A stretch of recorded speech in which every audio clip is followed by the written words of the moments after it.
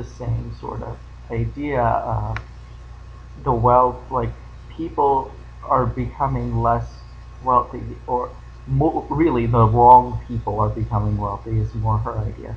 And it's all the government's fault. The government is working to oppress the great people, which is all fine and good if you think you're one of the great people, and apparently a lot of people do because they really like her philosophy right now.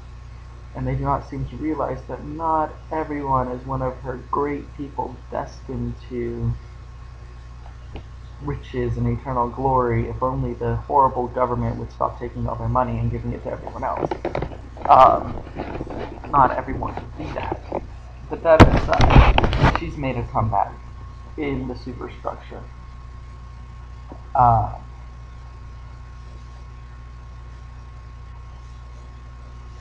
so we've looked at movies, we've looked at books, we've basically looked at the idea of culture right now.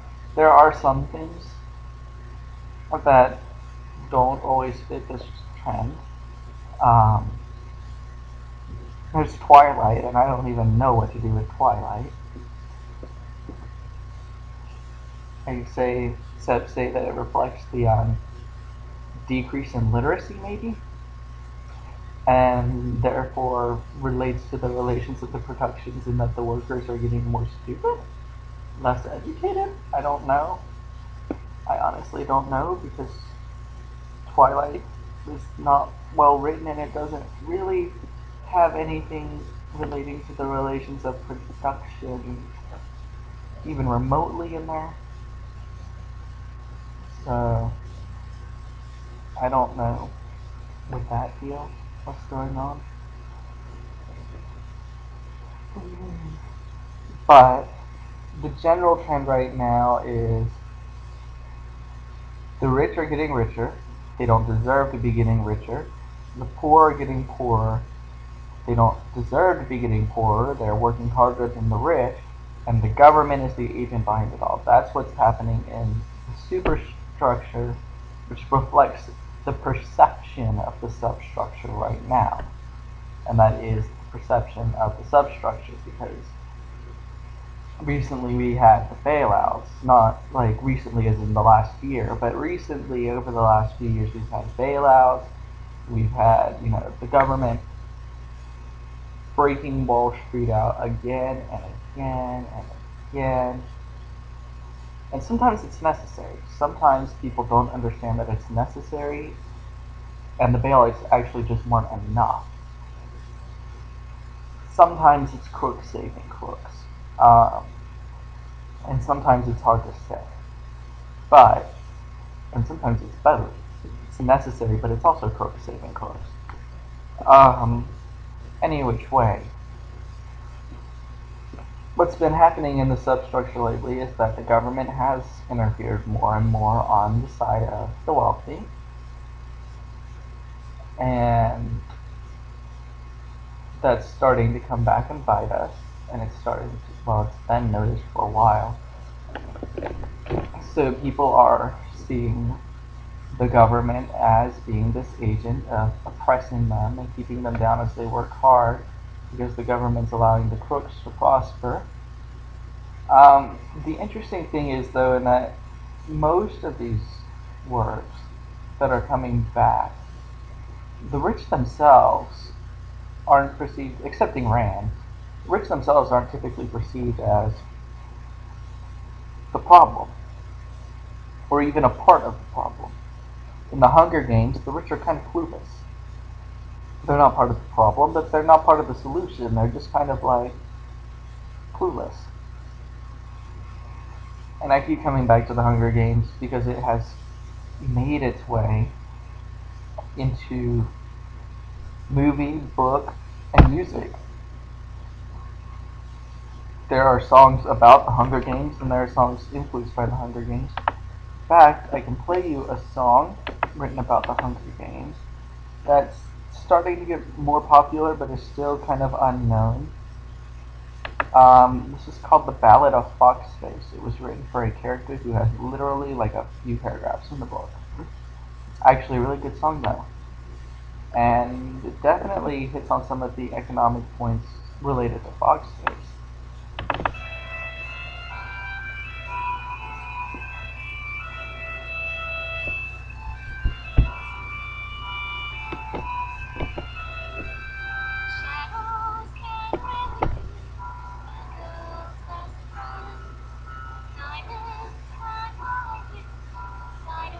Shadows can prove to be your saving grace. I'm staying among me, singing your name.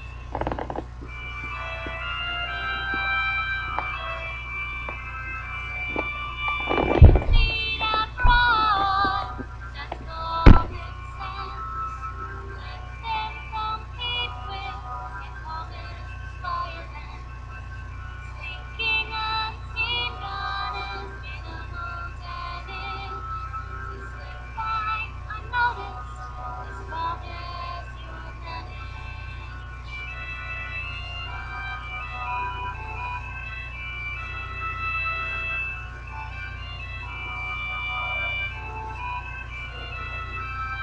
When the time comes, you turn to the dark. 2 steps ahead, too clever by now.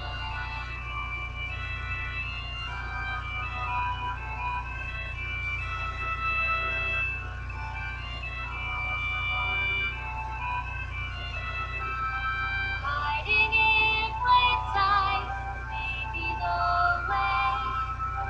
It'll be working, you'll come to stay. Center stage refuge, not what they said. Amazing, the things that they never detect. They say finding food is a valuable skill. Resources are nothing if you learn to steal. Somehow, for some reason, you start to fall. Something will reach you. It's nothing at all. Nothing at all. Nothing at all. Nothing at all. Nothing at all.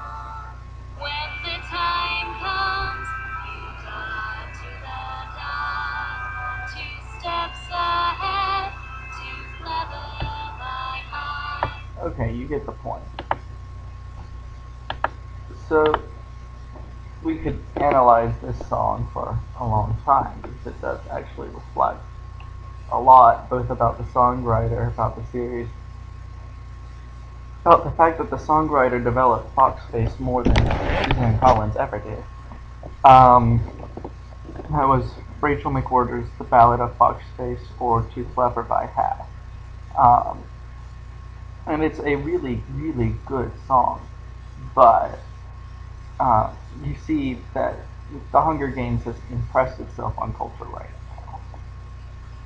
Dystopian thinking has impressed itself on culture right now, in general.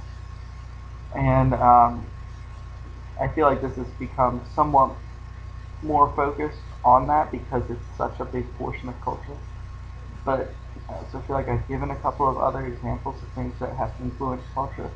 And now I'm going to, in a separate video, step back and choose a specific thing to relate to, not just dystopian thinking in general, which is what's in the superstructure right now. Is dystopian thought has made it back in.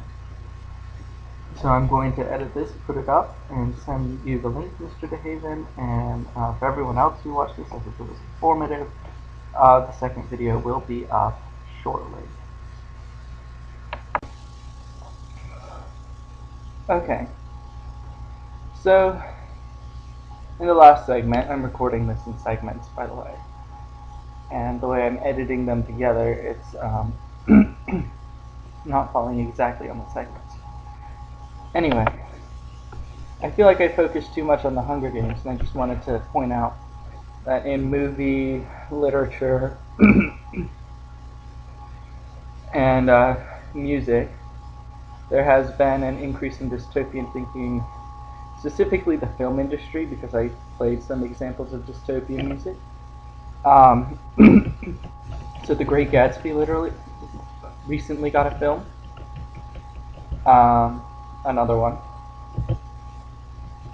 The Fountainhead in literature has reached new heights of sales. Atlas Shrugged has gotten movies. In fact, it's up to part 3, I believe,